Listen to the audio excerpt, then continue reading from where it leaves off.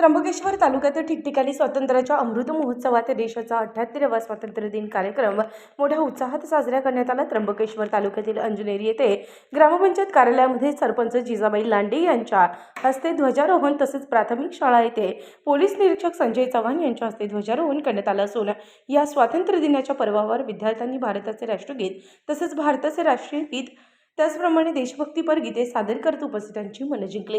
या ठिकाणी उपस्थित पोलीस बांधव तसेच मान्यवरांचा सत्कार गावकऱ्यांच्या वतीने करण्यात आला। उपस्थित पोलीस निरीक्षक संजय चव्हाण यांचा सत्कार सरपंच जिजाबाई लांडे सागर चव्हाण यांनी केला।